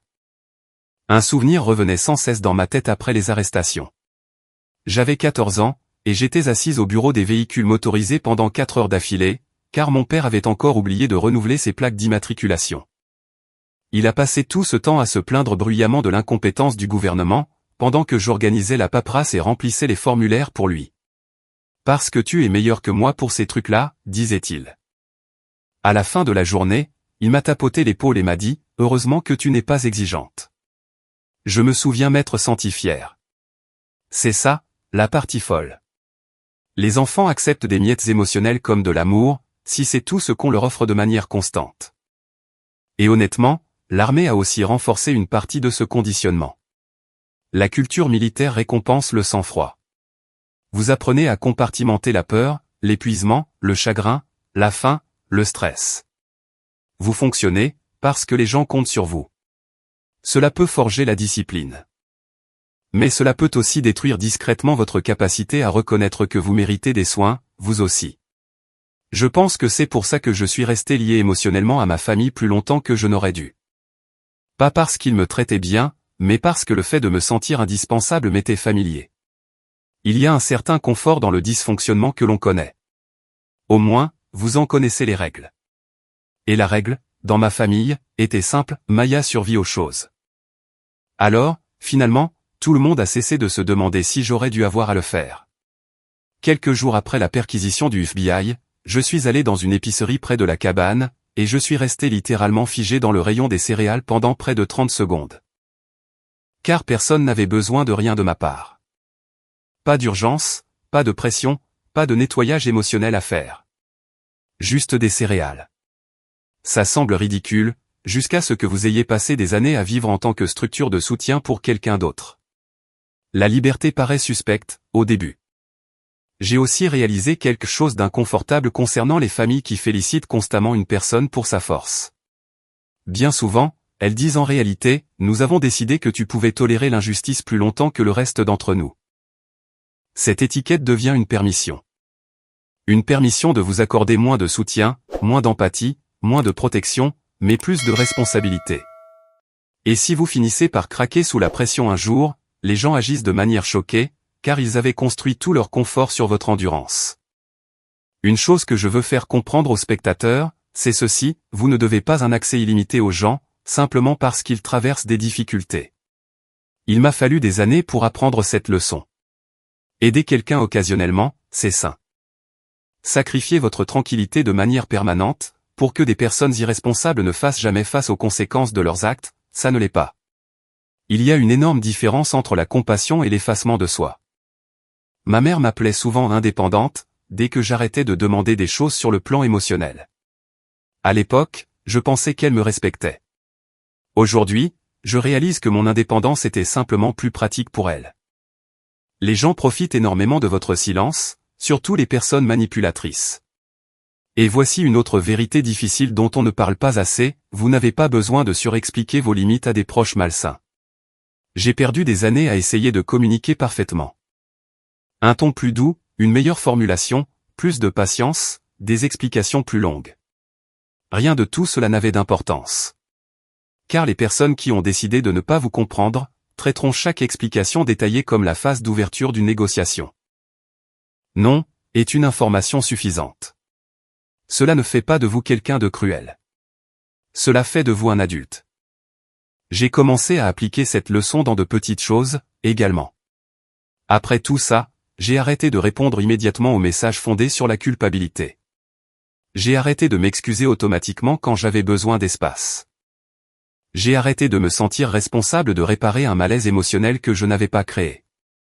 Et, bizarrement, la vie est devenue plus calme presque immédiatement. Pas plus facile, juste plus claire. J'ai commencé à me construire des routines qui m'appartenaient, au lieu d'appartenir à mon système familial. Des courses matinales, la lecture, cuisiner de vrais repas, plutôt que de manger des barres protéinées sous le coup du stress, comme si j'étais toujours déployé. Appeler des amis qui me connaissaient en tant que personne, et non en tant que rôle. Ça compte plus que les gens ne le réalisent. Si toute votre identité existe à l'intérieur d'un seul système toxique, partir semble impossible, car vous ne savez pas qui vous êtes en dehors. C'est pourquoi construire votre propre vie est si important. Des amis, un but, une indépendance financière, des communautés qui ne vous demandent pas de saigner pour avoir le droit d'y appartenir. Et pour tous ceux qui nous écoutent et qui se font constamment appeler l'effort, laissez-moi vous dire quelque chose que j'aurais aimé entendre il y a des années, la force est censée soutenir votre vie, et non la remplacer. Vous avez le droit de vous reposer. Vous avez le droit de dire non. Vous avez le droit d'arrêter de porter des gens qui traitent votre stabilité comme une ressource naturelle qu'ils ont le droit d'exploiter pour toujours. Et au moment où vous finirez par y croire, de nombreuses relations révéleront soudainement ce qu'elles étaient réellement. Environ 6 mois après tout ça, j'ai acheté un Toyota Tacoma d'occasion à un électricien à la retraite nommé Ron, dans la banlieue de Dayton. Payé comptant. 12 400 €. Transmission manuelle. 2 minuscules bosses près du pare-chocs arrière. Parfait. Ron a passé 20 minutes d'affilée à m'expliquer des carnets d'entretien que personne ne lui avait demandé, tout en tenant un hot-dog de station-service enveloppé dans du papier d'aluminium. Puis il m'a serré la main 2 fois avant mon départ, et m'a dit, prenez soin d'elle, et elle prendra soin de vous. Et honnêtement, ce pick-up m'a semblé plus authentique que la plupart des relations autour desquelles j'ai grandi. À ce moment-là, la majeure partie de la procédure légale avançait encore lentement devant le tribunal fédéral. La récupération des avoirs prend du temps. Les avocats font traîner les choses. La paperasse se multiplie comme des lapins, dès que le gouvernement s'en mêle. Mais quelque chose d'important avait changé en moi. J'ai arrêté de me réveiller en colère. Ça m'a surprise plus que tout le reste. Les gens supposent que la guérison est spectaculaire, comme un grand moment de révélation où la musique monte, et où vous êtes soudainement libre émotionnellement. La vraie guérison est généralement plus silencieuse. C'est remarquer que vous avez passé 3 jours sans ressentir de tension. C'est faire ses courses sans avoir d'anxiété sur la poitrine. C'est rire d'une bêtise dans un café, et réalisez que votre système nerveux s'est enfin assez détendu pour laisser le bonheur revenir. J'ai emménagé dans un petit appartement, en périphérie de Lexington, après avoir changé de base temporairement. Rien d'extravagant. 2e étage, mur fin. Un voisin avec un passe-temps de karaoké extrêmement engagé chaque jeudi soir. Toujours mieux qu'un dîner en famille. L'appartement offrait exactement la seule chose que ma maison d'enfance ne m'avait jamais vraiment donnée, la paix. Pas une paix de façade. Pas un tout le monde sourit parce que les invités arrivent. De la paix. De la vraie paix. Celle où personne ne surveille votre utilité émotionnelle. Celle où le silence ne signifie pas une tension qui attend d'exploser. J'ai aussi recommencé à cuisiner. Ça a l'air de rien, mais quand on passe des années en mode survie, on arrête de faire des choses qui demandent de la douceur. Tout devient affaire d'efficacité. Des barres protéinées, des fast-food, des plats préparés au micro-ondes, mangés debout, tout en répondant aux messages de personnes qui exigent de vous un travail émotionnel. Un soir, j'ai préparé des spaghettis à partir de zéro en écoutant de la vieille musique country, et j'ai réalisé à la moitié du dîner que personne n'allait m'interrompre avec de la culpabilité, des critiques, ou une crise fabriquée de toutes pièces. J'ai failli pleurer sur mon pain à l'ail. La guérison, c'est bizarre parfois.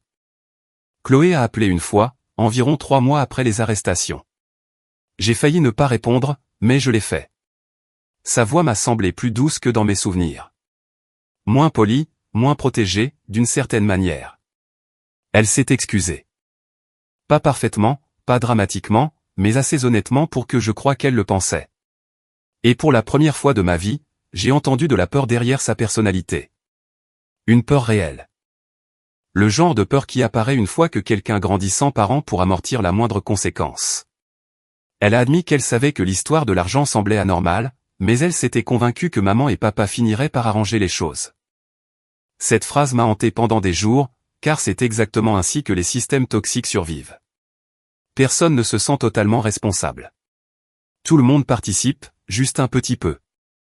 Je lui ai dit que je l'aimais, et je lui ai aussi dit que les choses ne pourraient jamais redevenir comme avant. Les 2 affirmations étaient vraies. C'est une autre leçon que l'âge adulte finit par enseigner. L'amour ne reconstruit pas automatiquement la confiance. Certains ponts restent endommagés, même une fois l'incendie éteint. Et honnêtement, c'est très bien comme ça. Je pense que beaucoup de gens restent prisonniers de relations douloureuses, car ils croient que le pardon exige une restauration complète. Ce n'est pas le cas. Vous avez le droit de guérir, sans rouvrir toutes les portes qui vous ont blessé. Vous avez le droit de dépasser les personnes qui ne savaient aimer que la version de vous qui restait accommodante. Cette prise de conscience a tout changé pour moi. Pendant des années, j'ai cru que le fait de protéger ma tranquillité faisait de moi une égoïste. Maintenant, je pense que protéger sa tranquillité est une simple question d'hygiène émotionnelle de base. Vous verrouillez vos portes la nuit. Vous portez la ceinture de sécurité.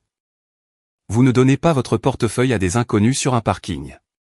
Mais sur le plan émotionnel, les gens laissent la même personne toxique les vider pendant 20 ans, parce que ça reste la famille. Non. À un moment donné, devenir adulte, c'est reconnaître les schémas, plutôt que les excuses.